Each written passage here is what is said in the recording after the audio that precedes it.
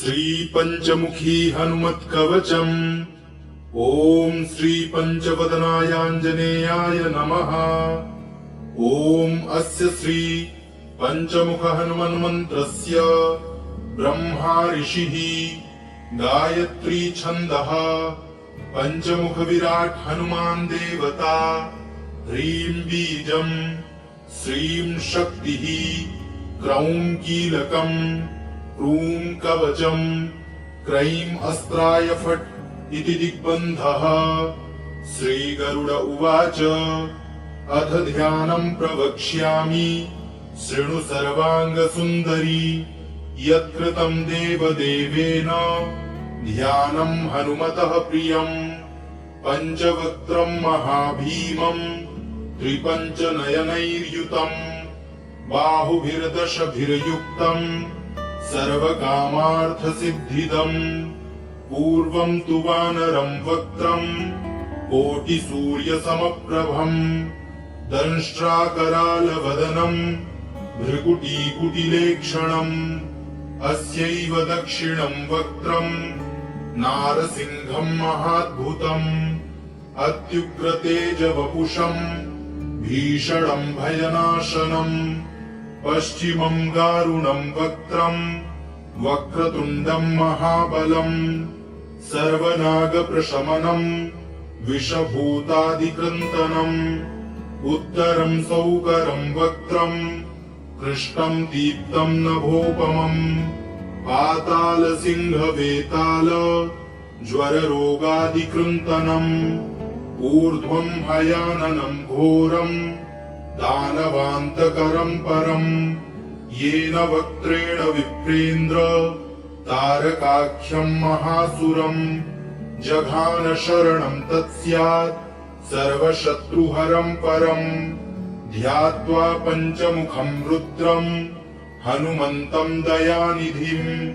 खड्गं त्रिशूलं खड्वाङ्गं पाशमङ्कुशपर्वतम् मुष्टिं कौमोदकीं वृक्षं धारयन्तं कमण्डलुम्। भिन्दिपालं ज्ञानमुद्रां दशभिरमुनिपुङ्गवम् एतान्यायुधजालानि धारयन्तं भजाम्यहम्। प्रेतासनोपविष्टं तं सर्वाभरणभूषितम् दिव्यमाल्याम्बरधरम् दिव्यगन्धानुलेपनम् सर्वाश्चर्यमयं देवं हनुमद्विश्वतोमुखम्। पञ्चास्यमच्युतमनेकविचित्रवर्ण वक्त्रं शशाङ्कशिखरं कपिराजवर्यम् पीताम्बरादिमुकुटैरुपशोभिताङ्गम् पिङ्गाक्षमाद्यमनिशं मनसा स्मरामि। मर्कटेशं महोत्साहं सर्वशत्रुहरं परम् शत्रुसंहर मां रक्ष श्रीमन्नापदमुद्धर। ॐ हरिमर्कटमर्कटमन्त्रमिदं परिलिख्यति लिख्यति वामतले यदि नश्यति नश्यति शत्रुकुलं यदि मुञ्चति मुञ्चति वामलता। ॐ हरिमर्कटाय स्वाहा। ॐ नमो भगवते पंचवदनाय पूर्वकपिमुखाय सकलशत्रुसंहारकाय स्वाहा। ॐ नमो भगवते पंचवदनाय दक्षिणमुखाय करालवदनाय नरसिंहाय सकलभूतप्रमथनाय स्वाहा। ॐ नमो भगवते पंचवदनाय पश्चिममुखाय गरुडाननाय सकलविषहराय स्वाहा। ॐ नमो भगवते पंचवदनायोत्तरमुखायादिवाराहाय सकलसम्पत्कराय स्वाहा। ॐ नमो भगवते पंचवदनायोर्ध्वमुखाय हयग्रीवाय सकलजनवशङ्कराय स्वाहा। ॐ अस्य श्री पंचमुख हनुमन् मंत्रस्य श्रीरामचन्द्र ऋषिः अनुष्टुप् छन्दः पंचमुख वीर हनुमान् देवता हनुमानिति बीजम् वायुपुत्र इति शक्तिः अंजनासुत इति कीलकम् श्रीरामदूत हनुमत्प्रसाद सिद्ध्यर्थे जपे विनियोगः ऋष्यादिकं विन्यसेत। ॐ अंजनासुताय अंगुष्ठाभ्यां नमः। ॐ रुद्रमूर्तये तर्जनीभ्यां नमः। ॐ वायुपुत्राय मध्यमाभ्यां नमः। ॐ अग्निगर्भाय अनामिकाभ्यां नमः। ॐ रामदूताय कनिष्ठिकाभ्यां नमः। ॐ पंचमुख हनुमते करतलकरपृष्ठाभ्यां नमः इति करन्यासः। ॐ अंजनासुताय हृदयाय नमः। ॐ रुद्रमूर्तये शिरसे स्वाहा। ॐ वायुपुत्राय शिखायै वषट। ॐ अग्निगर्भाय कवचाय हुम्। ॐ रामदूताय नेत्रत्रयाय वौषट। ॐ पंचमुख हनुमते अस्त्राय फट। पंचमुख हनुमते स्वाहा इति दिग्बन्धः। अथ ध्यानम्। वन्दे वानरनारसिंह खगराट् क्रोडाश्ववक्त्रान्वितम् दिव्यालङ्करणम् त्रिपञ्चनयनम् देदीप्यमानम् रुचाम् हस्ताब्जैरसिखेटपुस्तकसुधा कुम्भाङ्कुशाद्रिम्हलम् खड्वाङ्गम् फणिभूरुहम् दशभुजम् सर्वारिवीरापहम्। अथ मन्त्रः। ॐ रामदूतायाञ्जनेयाय वायुपुत्राय महाबलपराक्रमाय सीतादुःखनिवारणाय लङ्कादहनकारणाय महाबलप्रचण्डाय फाल्गुनसखाय कोलाहलसकलब्रह्माण्ड विश्वरूपाय सप्तसमुद्रनिर्लङ्घनाय पिङ्गलनयनायामितविक्रमाय सूर्यबिम्बफलसेवनाय दुष्टनिवारणाय दृष्टिनिरालङ्कृताय सञ्जीविनी सञ्जीविताङ्गद लक्ष्मण महाकपि सैन्यप्राणदाय दशकण्ठविध्वंसनाय रामेष्टाय महाफाल्गुनसखाय सीतासहित रामवरप्रदाय षट्प्रयोगागम पंचमुख वीर हनुमन्मन्त्र जपे विनियोगः। ॐ हरिमर्कटमर्कटाय बम बम बम बम बम वौषट स्वाहा। ॐ हरिमर्कटमर्कटाय फं फं फं फं फं फट् स्वाहा। ॐ हरिमर्कटमर्कटाय खेम खेम खेम खेम खेम मारणाय स्वाहा। ॐ हरिमर्कटमर्कटाय लुम लुम लुम लुम लुम आकर्षित सकल संपत्कराय स्वाहा। ॐ हरिमर्कटमर्कटाय धन धन धन धन धन शत्रुस्तंभनाय स्वाहा। ॐ टन टन टन टन टन कूर्ममूर्तये पंचमुख वीर हनुमते परयंत्र परतंत्रोच्चाटनाय स्वाहा। ॐ कं खं गं घं गं चं छं जं झं ज्यं टं ठं डं धं डं तं थं दं धं नं पं फं पं भं मं यं रं लं पं शं शं सं हं शं स्वाहा इति दिग्बन्धः। ॐ पूर्वकपिमुखाय पंचमुख हनुमते टं टं टं टं टं सकल शत्रु संहारणाय स्वाहा। ॐ दक्षिणमुखाय पंचमुख हनुमते करालवदनाय नरसिंहाय ॐ ह्रां ह्रीं ह्रूं ह्रैं ह्रौं ह्रः सकल भूत प्रेत दमनाय स्वाहा। ॐ पश्चिममुखाय गरुडाननाय पंचमुख हनुमते मम मम मम मम मम सकल विषहराय स्वाहा। ॐ उत्तरमुखायादिवराहाय लं लं लं लं लं नृसिंहाय नीलकण्ठमूर्तये पंचमुख हनुमते स्वाहा।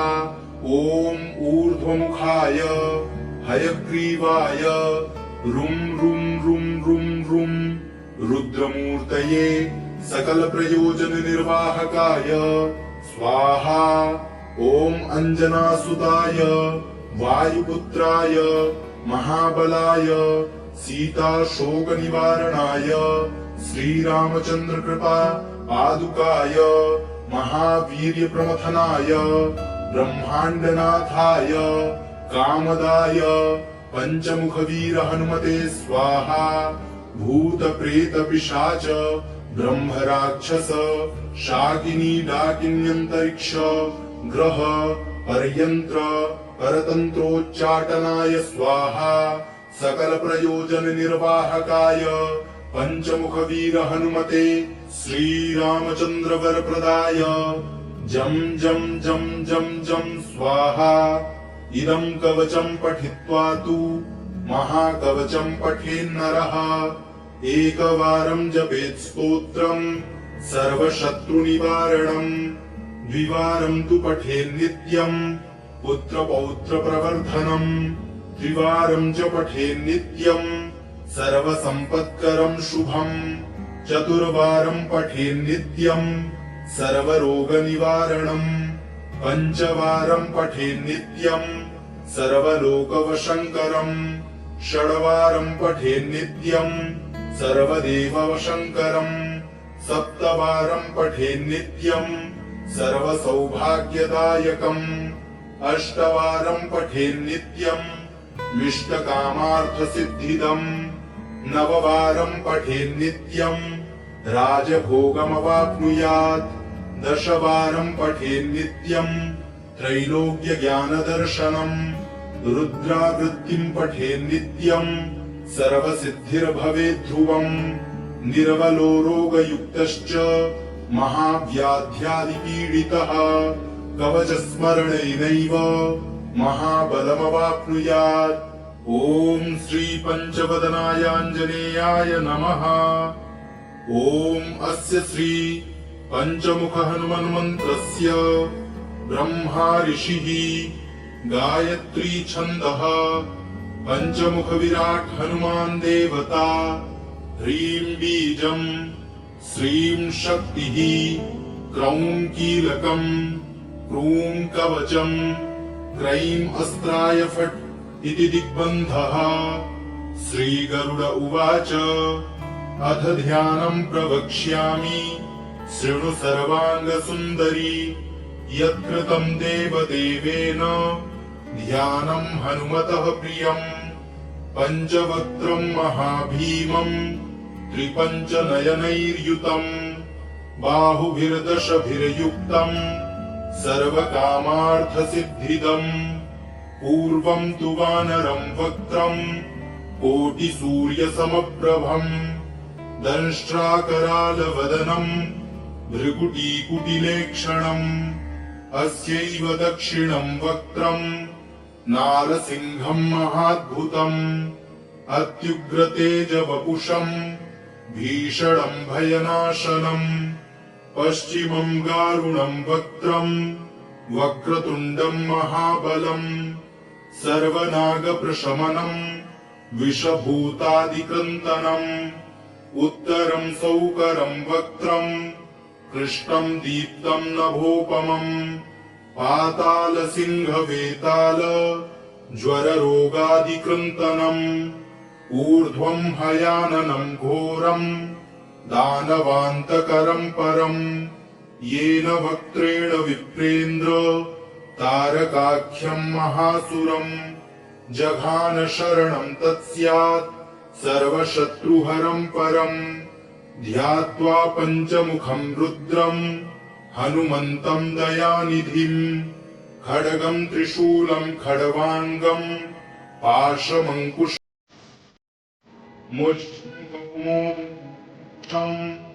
भारतं कमण्डलुं पावं ज्ञानमुद्राम्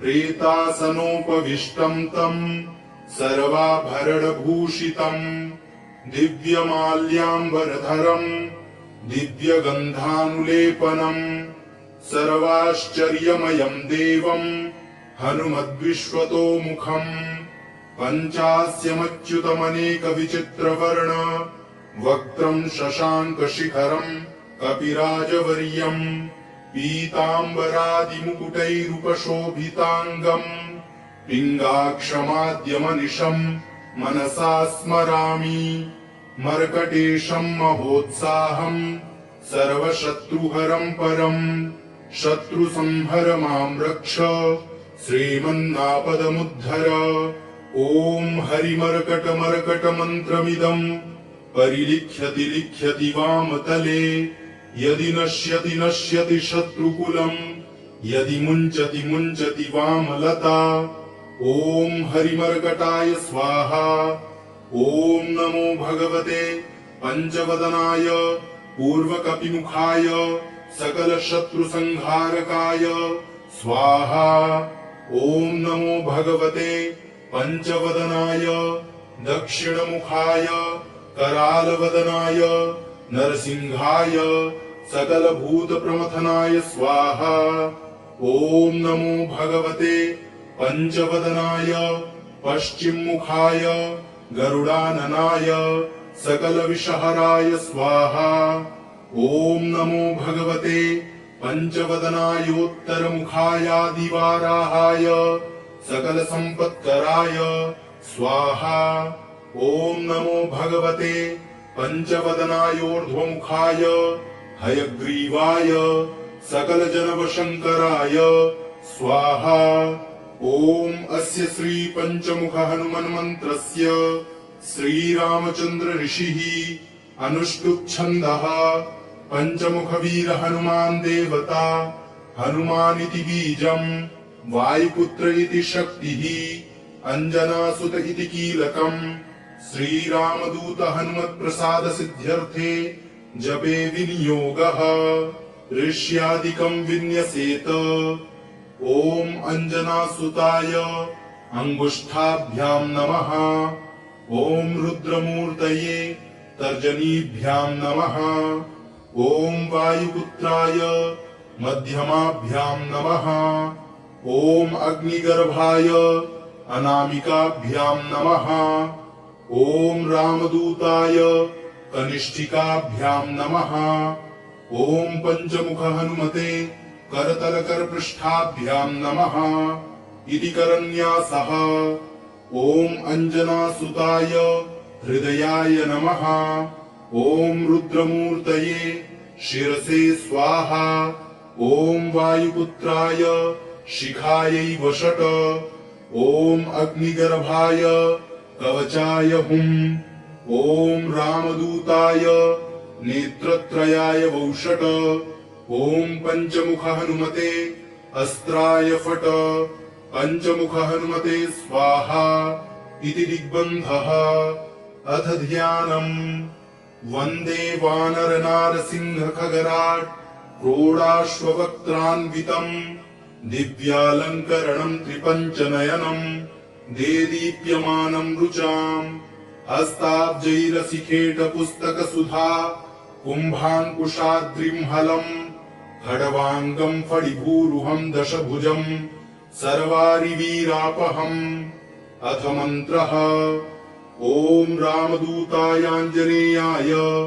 वायुपुत्राय महाबलपराक्रमाय सीतादुःखनिवारणाय लङ्कादहनकारणाय महाबलप्रचण्डाय फाल्गुनसखाय कोलाहल सकल ब्रह्माण्ड विश्वरूपाय सप्तसमुद्रनिर्लङ्घनाय पिङ्गलनयनायामित विक्रमाय सूर्यबिम्बफलसेवनाय दुष्टनिवारणाय दृष्टिनिरालङ्कृताय सञ्जीविनी सञ्जीविताङ्गद लक्ष्मण महाकपि सैन्यप्राणदाय दशकण्ठविध्वंसनाय रामेष्टाय महाफाल्गुनसखाय सीतासहित रामवरप्रदाय षट्प्रयोगागम पञ्चमुख वीर हनुमन् मंत्र जपे विनियोगः। ओम हरिमर्कटमर्कटाय बम बम बम बम बम वौषट स्वाहा। ओम हरिमर्कटमर्कटाय फम फम फम फम फम फट स्वाहा। ओम हरिमर्कटमर्कटाय खेम खेम खेम खेम खेम मारणाय स्वाहा। ओम हरिमर्कटमर्कटाय लुम लुम लुम लुम लुम आकर्षित सकल संपत्कराय स्वाहा। ओम हरिमर्कटमर्कटाय धन धन धन धन धन शत्रुस्तंभनाय स्वाहा। ओम टन टन टन टन टन कूर्ममूर्तये पंचमुख वीर हनुमते परयंत्र परतंत्रोच्चाटनाय स्वाहा।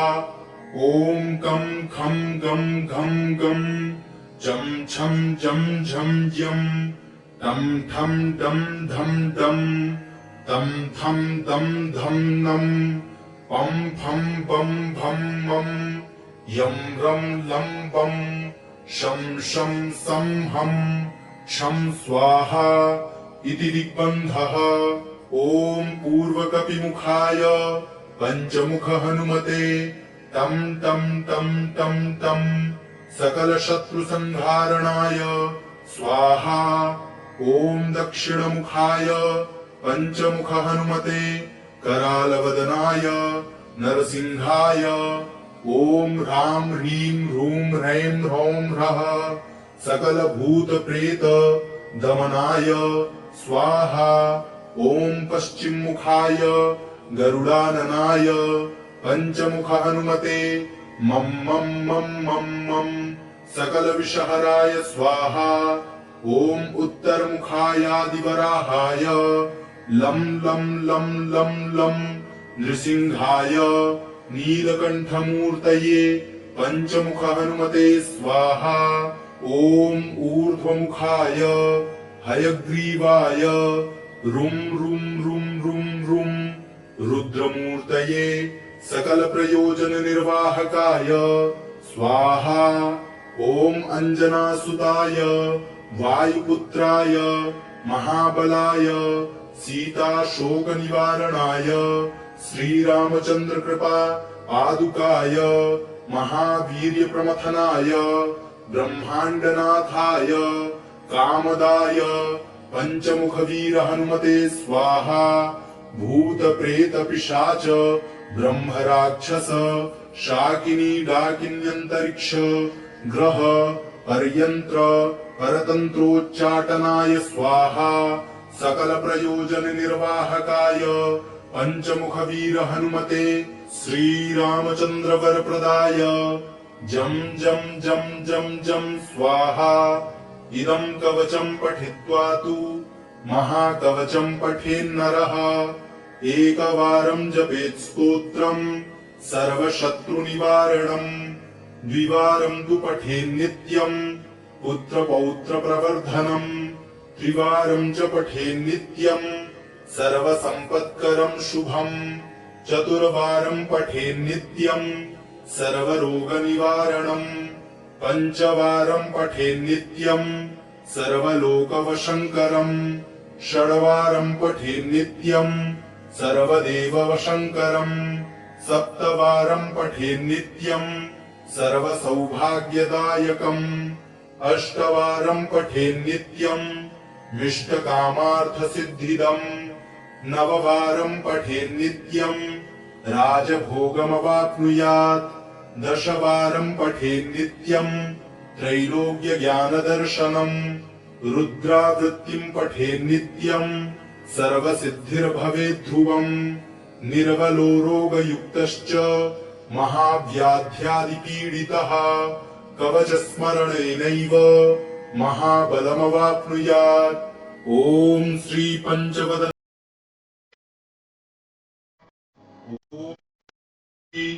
पंचमुख हनुमन्मन्त्रस्य ब्रह्मा ऋषिः गायत्री छन्दः पंचमुख विराट हनुमान्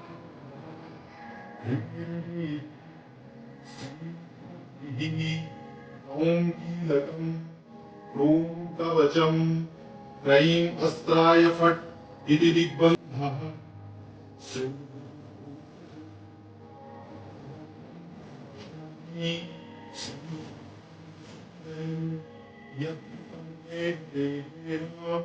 ध्यानं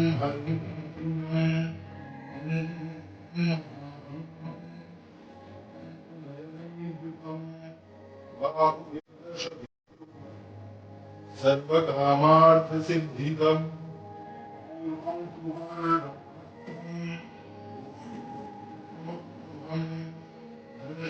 करालवदनम् भृगुटीक्षणम् अस्यैव दक्षिणम् वक्त्रम् नारसिंहम् महाद्भुतम्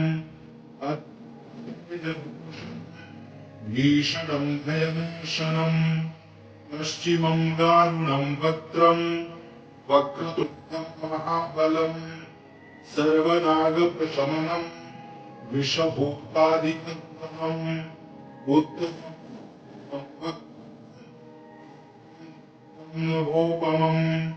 पातालसिंहवेतत्र ज्वररोगादिकृन्तनम् ऊर्ध्वम् हयम् घोरम् दानवान्तरम् परम् येन वक्त्रेऽख्यम् महासुरम् जघान शरणम् तस्या सर्वशत्रुहरम् परम् ध्यात्वा पञ्चमुखम् रुद्रम् हनुमत्वम् निधिम् खड्गम् त्रिशूलम् खड्वाङ्गम् पाशमङ्कुशपर्वतम् मुष्टिम् कौमोदकीम् वृक्षम् धारयन्तम् तनुम् कालम् ज्ञानमुद्राम् विनोनिपुङ्गवम् एकम्यायुधजालानि धारयन्तम् भजाम्यहम् तनोपविष्टम् सर्वाभरणभूषितम् दिव्यमाल्याम्बरधरम् दिव्यगन्धानुलेपनम् सर्वाश्चर्यमयम् दिव्यम् हनुमन्मुखम् पञ्चास्यमच्युतमनेकविचित्रवर्ण वक्त्राङ्कशिखरम् कपिराजवर्यम् पीताम्बरा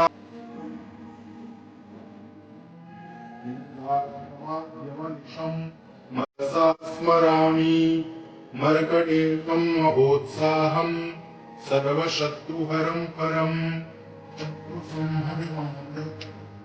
श्रीनिन्नाथमुद्धर ॐ हरिमर्कटमर्कटमन्त्रविदम् परिदिक्षति दिक्षति वामतले यदि नश्यति नश्यति शत्रुः यदि मुञ्चति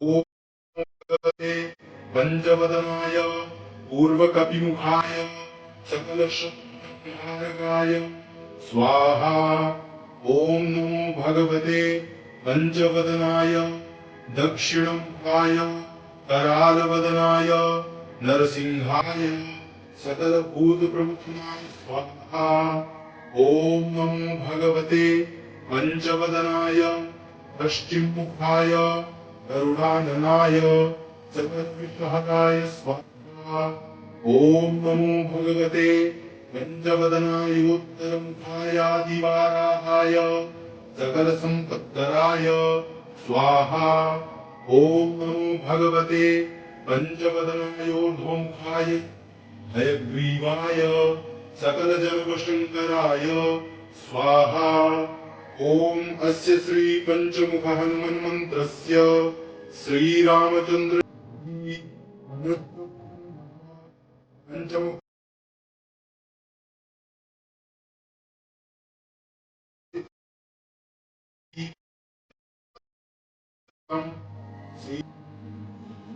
साधसिद्धि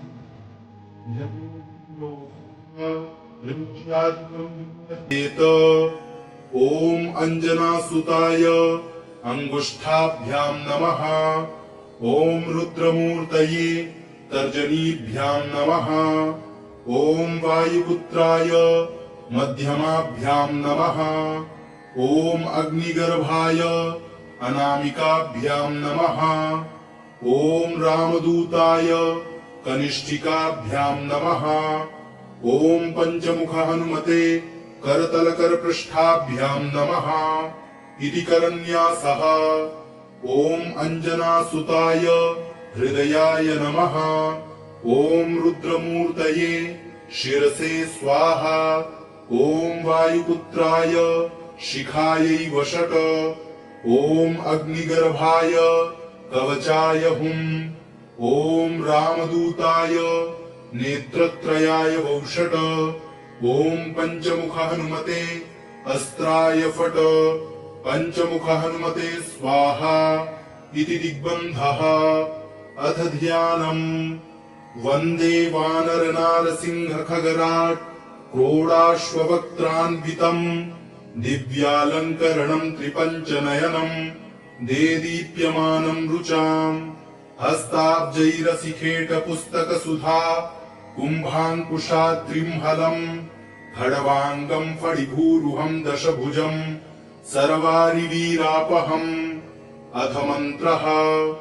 ॐ रामदूतायाञ्जनेयाय वायुपुत्राय महाबलपराक्रमाय सीतादुःखनिवारणाय लङ्कादहनकारणाय महाबलप्रचण्डाय फाल्गुनसखाय कोलाहलसकलब्रह्माण्डविश्वरूपाय सप्तसमुद्रनिर्लङ्घनाय पिङ्गलनयनायामितविक्रमाय सूर्यबिम्बफलसेवनाय दुष्टनिवारणाय दृष्टिनिरालङ्कृताय सञ्जीविनी सञ्जीविताङ्गद लक्ष्मण महाकपि सैन्यप्राणदाय दशकण्ठविध्वंसनाय रामेष्टाय महाफाल्गुनसखाय सीतासहित रामवरप्रदाय षट्प्रयोगागम पंचमुख वीर हनुमन्मन्त्र जपे विनियोगः। ॐ हरिमर्कटमर्कटाय बम बम बम बम बम वौषट स्वाहा। ॐ हरिमर्कटमर्कटाय फम फम फम फम फम फट स्वाहा। ॐ हरिमर्कटमर्कटाय खेम खेम खेम खेम खेम मारणाय स्वाहा। ॐ हरिमर्कटमर्कटाय लुम लुम लुम लुम लुम आकर्षित सकल संपत्कराय स्वाहा। ॐ हरिमर्कटमर्कटाय धन धन धन धन धन शत्रुस्तंभनाय स्वाहा। ॐ टन टन टन टन टन कूर्ममूर्तये पंचमुख वीर हनुमते परयंत्र परतंत्रोच्चाटनाय स्वाहा। ॐ कं खं गं घं गं चं छं जं झं यं टं ठं डं ढं डं तं थं दं धं नं पं फं पं भं मं यं रं लं पं शं शं सं हं शं स्वाहा इति दिग्बन्धः। ॐ पूर्वकपिमुखाय पंचमुख हनुमते तं तं तं तं तं सकल शत्रु संहारणाय स्वाहा।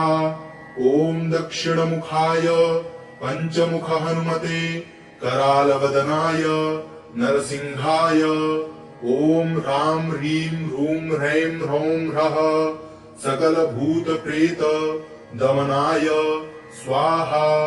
ॐ पश्चिममुखाय गरुडाननाय पंचमुख हनुमते मम मम मम मम मम सकल विषहराय स्वाहा। ॐ उत्तरमुखायादिवराहाय लं लं लं लं लं नृसिंहाय नीलकण्ठमूर्तये पंचमुख हनुमते स्वाहा। ॐ ऊर्ध्वमुखाय हयग्रीवाय रुं रुं रुं रुं रुं रुद्रमूर्तये सकल प्रयोजन निर्वाहकाय स्वाहा। ॐ अंजनासुताय वायुपुत्राय महाबलाय सीता शोक निवारणाय श्रीरामचंद्र कृपा पादुकाय महावीर्य प्रमथनाय ब्रह्माण्डनाथाय कामदाय पंचमुखवीर हनुमते स्वाहा। भूत प्रेत पिशाच ब्रह्म राक्षस शाकिनी डाकिन्यंतरिक्ष ग्रह पर्यंत्र परतंत्रोच्चाटनाय स्वाहा। सकल प्रयोजन निर्वाहकाय पंचमुखवीर हनुमते श्री रामचंद्र वरप्रदाय जम जम जम जम जम स्वाहा। इदं कवचं पठित्वा तु महाकवचं पठेन्नरः। एकवारं जपेत् स्तोत्रं सर्वशत्रुनिवारणम्। द्विवारं तु पठेन्नित्यं पुत्रपौत्रप्रवर्धनम्। त्रिवारं च पठेन्नित्यं सर्वसम्पत्करं शुभम्। चतुर्वारं पठेन्नित्यं सर्वरोगनिवारणम्। पंचवारं पठेन्नित्यं सर्वलोकवशङ्करम्। षड्वारं पठेन्नित्यं सर्वदेववशङ्करम्। सप्तवारं पठेन्नित्यं सर्वसौभाग्यदायकम्। अष्टवारं पठेन्नित्यं मिष्टकामार्थसिद्धिदम्। नववारं पठेन्नित्यं राजभोगमवाप्नुयात्।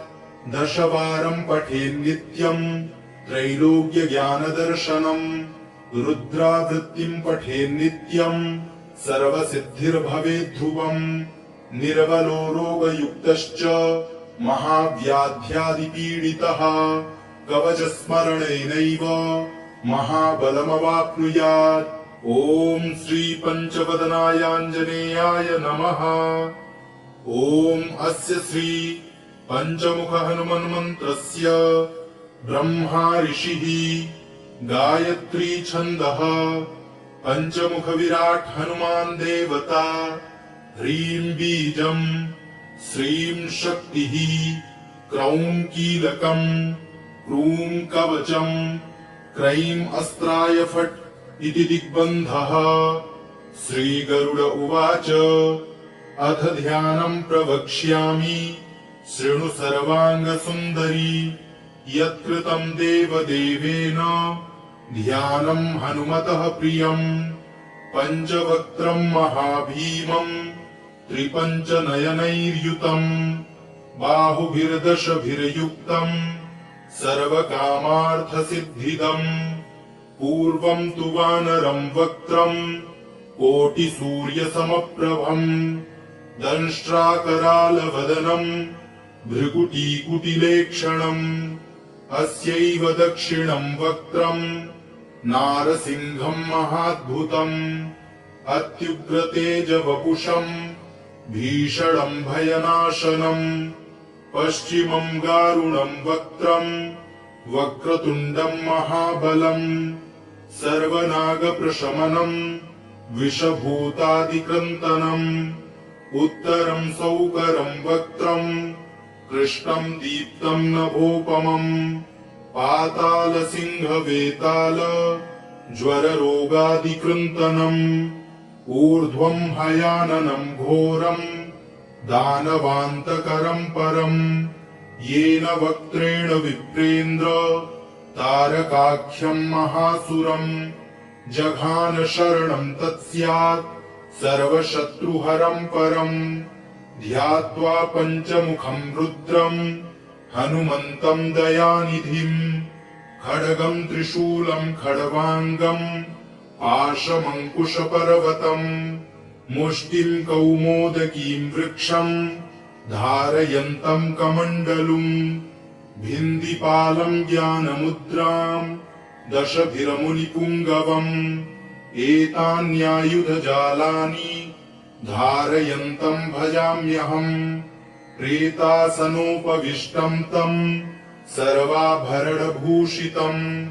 दिव्यमाल्याम्बरधरम् दिव्यगन्धानुलेपनम्। सर्वाश्चर्यमयम् देवम् हनुमद्विश्वतोमुखम्। पञ्चास्यमच्युतमनेकविचित्रवर्ण वक्त्रं शशाङ्कशिखरं कपिराजवर्यम्। पीताम्बरादिमुकुटैरुपशोभिताङ्गम्। पिङ्गाक्षमाद्यमनिशम् मनसा स्मरामि मर्कटेशं महोत्साहं सर्वशत्रुहरं परं शत्रुसंहर मां रक्ष श्रीमन्नापदमुद्धर। ॐ हरिमर्कटमर्कटमन्त्रमिदं परिलिख्यति लिख्यति वामतले यदि नश्यति नश्यति शत्रुकुलम् यदि मुञ्चति मुञ्चति वामलता। ॐ हरिमर्कटाय स्वाहा। ॐ नमो भगवते पंचवदनाय पूर्वकपिमुखाय सकलशत्रुसंहारकाय स्वाहा। ॐ नमो भगवते पंचवदनाय दक्षिणमुखाय करालवदनाय नरसिंहाय सकलभूतप्रमथनाय स्वाहा। ॐ नमो भगवते पंचवदनाय पश्चिममुखाय गरुडाननाय सकलविषहराय स्वाहा। ॐ नमो भगवते पंचवदनायोत्तरमुखायादिवाराहाय सकलसम्पत्कराय स्वाहा। ॐ नमो भगवते पंचवदनायोर्ध्वमुखाय हयग्रीवाय सकलजनवशङ्कराय स्वाहा। ॐ अस्य श्री पंचमुख हनुमन्मन्त्रस्य श्रीरामचन्द्र ऋषिः अनुष्टुप् छन्दः पंचमुखवीर हनुमान् देवता हनुमानिति बीजम् वायुपुत्र इति शक्तिः अंजनासुत इति कीलकम् श्रीरामदूत हनुमत्प्रसाद सिद्ध्यर्थे जपे विनियोगः ऋष्यादिकम् विन्यसेत। ॐ अंजनासुताय अंगुष्ठाभ्याम् नमः। ॐ रुद्रमूर्तये तर्जनीभ्याम् नमः। ॐ वायुपुत्राय मध्यमाभ्याम् नमः। ॐ अग्निगर्भाय अनामिकाभ्याम् नमः। ॐ रामदूताय कनिष्ठिकाभ्याम् नमः। ॐ पंचमुख हनुमते करतलकरपृष्ठाभ्याम् नमः इति करन्यासः। ॐ अंजनासुताय हृदयाय नमः। ॐ रुद्रमूर्तये शिरसे स्वाहा। ॐ वायुपुत्राय शिखायै वषट्। ॐ अग्निगर्भाय कवचाय हुम्। ॐ रामदूताय नेत्रत्रयाय वौषट्। ॐ पंचमुख हनुमते अस्त्राय फट्। पंचमुख हनुमते स्वाहा इति दिग्बन्धः। अथ ध्यानम्। वन्दे वानरनारसिंहखगराट् क्रोडाश्ववक्त्रान्वितम् दिव्यालङ्करणम् त्रिपञ्चनयनम् देदीप्यमानम् रुचाम् हस्ताब्जैरसिखेटपुस्तकसुधा कुम्भाङ्कुशाद्रिम्हलम् खड्वाङ्गम् फणिभूरुहम् दशभुजम् सर्वारिवीरापहम्। अथ मन्त्रः। ॐ रामदूतायाञ्जनेयाय वायुपुत्राय महाबलपराक्रमाय सीतादुःखनिवारणाय लङ्कादहनकारणाय महाबलप्रचण्डाय फाल्गुनसखाय कोलाहल सकल ब्रह्माण्ड विश्वरूपाय सप्तसमुद्रनिर्लङ्घनाय पिङ्गलनयनायामित विक्रमाय सूर्यबिम्बफलसेवनाय दुष्टनिवारणाय दृष्टिनिरालङ्कृताय सञ्जीविनी सञ्जीविताङ्गद लक्ष्मण महाकपि सैन्यप्राणदाय दशकण्ठविध्वंसनाय रामेष्टाय महाफाल्गुनसखाय सीतासहित रामवरप्रदाय षट्प्रयोगागम पंचमुख वीर हनुमन्मन्त्र जपे विनियोगः। ॐ हरिमर्कटमर्कटाय बम बम बम बम बम वौषट स्वाहा। ॐ हरिमर्कटमर्कटाय फम फम फम फम फम फट स्वाहा। ॐ हरिमर्कटमर्कटाय खेम खेम खेम खेम खेम मारणाय स्वाहा। ॐ हरिमर्कटमर्कटाय लुम लुम लुम लुम लुम आकर्षित सकल संपत्कराय स्वाहा। ओम हरिमर्कट मर्कटाय धन धन धन धन धन शत्रुस्तंभनाय स्वाहा। ओम टन टन टन टन टन कूर्ममूर्तये पंचमुख वीर हनुमते परयंत्र परतंत्रोच्चाटनाय स्वाहा। ओम कम खम गम घम गम जम झम जम झम यम टम ठम डम धम डम तम थम दम धम नम पम फम बम भम मम यम रम लम बम शम शम सम हम शम स्वाहा इति दिग्बन्धः। ओम पूर्वकपिमुखाय पंचमुख हनुमते टम टम टम टम टम सकल शत्रु संहारणाय स्वाहा।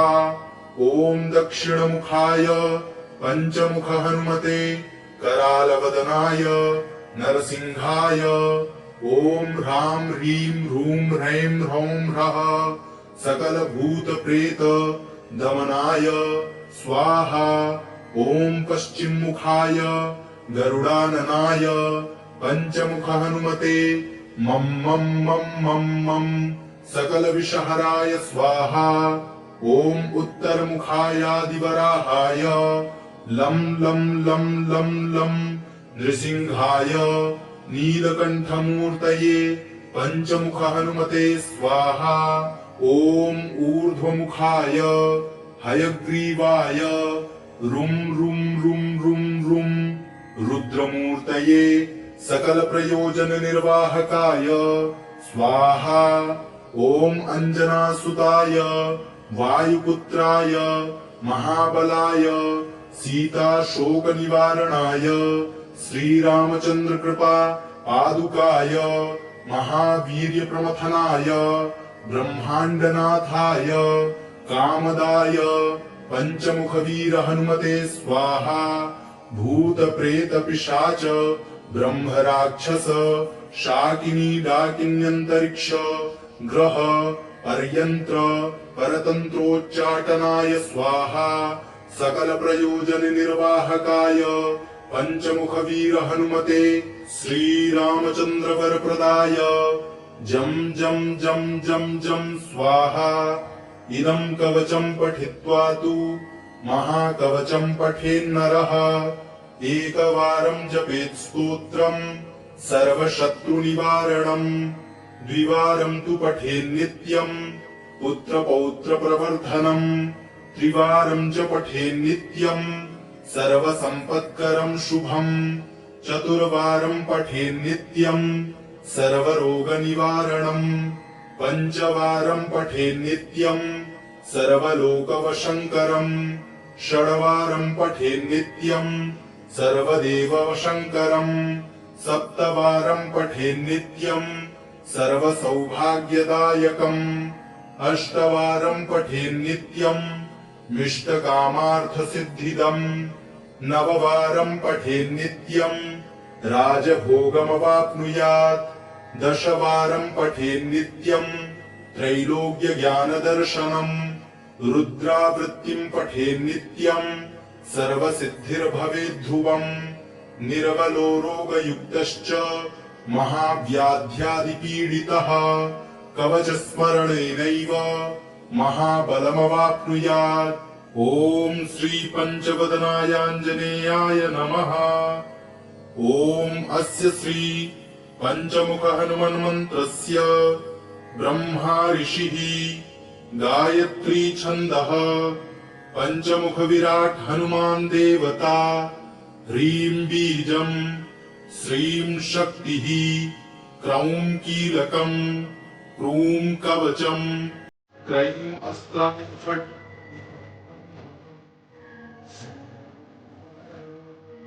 अथ ध्यानं श्याम शृणु सर्वाङ्गसुन्दरि यत्कृतं ते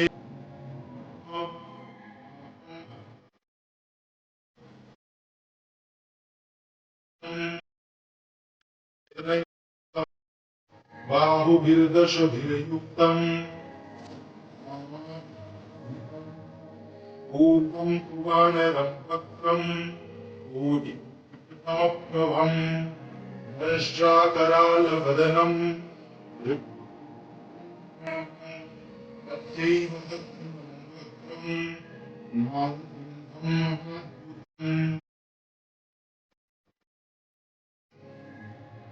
भजनाशनं पश्चिमं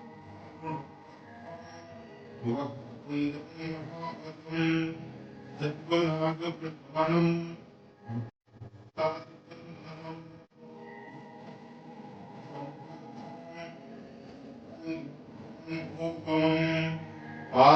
पातालसिंहविताल ज्वररोगादिकृन्तनम् ऊर्ध्वं हयाननं घोरं दानवान्तकरं परं येन भक्तिविद्वेक्षं महासुरं जघान शरणं तत्स्यात् सर्वशत्रुहरं परम्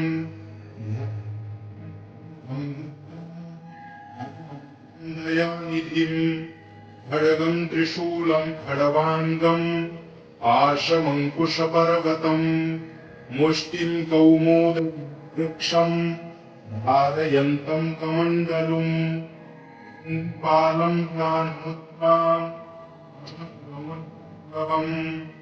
एतान्यायुधजालानि त्रयन्तं भजाम्यहम् सर्वाभरणभूषितं दिव्यमाल्याम्बरधरं दिव्यगन्धानुलेपनं सर्वात्मयं देवं हनुमद्विश्वतोमुखं पञ्चास्यमच्युतमनेकविचित्रवर्ण वक्त्रं शशाङ्कशिखरं कपिराजवल्लम्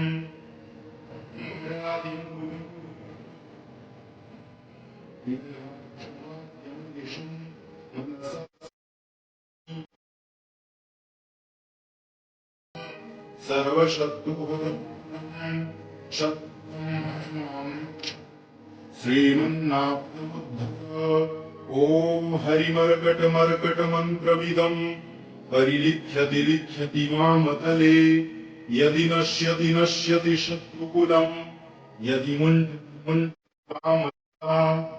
ॐ हरिमर्कटाय स्वाहा ॐ नमो भगवते पञ्चवदनाय पूर्वकपिमुखाय सकलशत्रुसंहारकाय स्वाहा ॐ नमो भगवते पञ्चवदनाय दक्षिणमुखाय कपालवदनाय नरसिंहाय सकलभूतप्रमथनाय स्वाहा ॐ नमो भगवते पञ्चवदनाय पश्चिममुखाय गरुडाननाय स्वाहा ॐ नमो भगवते पञ्चवदनाय उत्तरमुखायादिवाराहाय सकलसम्पत्प्रदाय स्वाहा ॐ नमो भगवते पञ्चवदनायोर्ध्वमुखाय भयग्रीवाय सकलजनवशङ्कराय स्वाहा ॐ अस्य श्रीपञ्चमुख हनुमन्मन्त्रस्य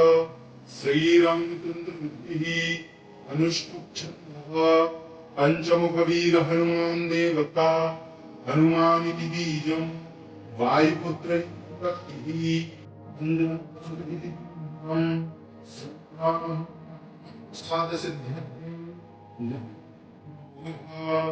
ऋष्यादिकं विन्यसेत ॐ अञ्जनासुताय अङ्गुष्ठाभ्यां नमः ॐ रुद्रमूर्तये तर्जनीभ्यां नमः ॐ वायुपुत्राय मध्यमाभ्यां नमः ॐ अग्निगर्भाय अनामिकाभ्यां नमः ॐ रामदूताय कनिष्ठिकाभ्यां नमः ॐ पञ्चमुख हनुमते करतलकरपृष्ठाभ्यां नमः इति करन्यासः ॐ अञ्जनासुताय हृदयाय नमः ॐ रुद्रमूर्तये शिरसे स्वाहा ॐ वायुपुत्राय शिखायै वषट ॐ अग्निगर्भाय कवचाय हुम् ॐ रामदूताय नेत्रत्रयाय वौषट